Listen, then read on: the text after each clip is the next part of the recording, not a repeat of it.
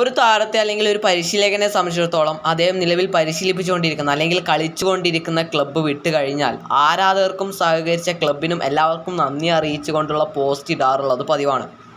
എന്നാൽ കേരള ബ്ലാസ്റ്റേഴ്സിനെ സംബന്ധിച്ചിടത്തോളം ബ്ലാസ്റ്റേഴ്സിനെ 3 വർഷക്കാലം പരിശീലിപ്പിച്ച ഇവാൻ വൂക്കമനോവിച്ച് ക്ലബ്ബ് വിട്ടതിനു ശേഷം അദ്ദേഹം ഇതുവരെ ആയിട്ടും സോഷ്യൽ മീഡിയകളിൽ ആക്റ്റീവായിട്ടില്ല. ഇവാൻ വൂക്കമനോവിച്ച് ക്ലബ്ബ് വിട്ടതായി ക്ലബ്ബ് അനൗൺസ് ചെയ്തിട്ട് 4 ദിവസത്തോളം പിന്നിടുകയാണ്. എന്തായാലും ഈ ഒരു വിഷയത്തിൽ ഇപ്പോൾ ബ്ലാസ്റ്റേഴ്സ് ആരാധകർക്കിടയിൽ വലിയ തരത്തിൽ തന്നെ ആശങ്ക പടരുന്നുണ്ട്.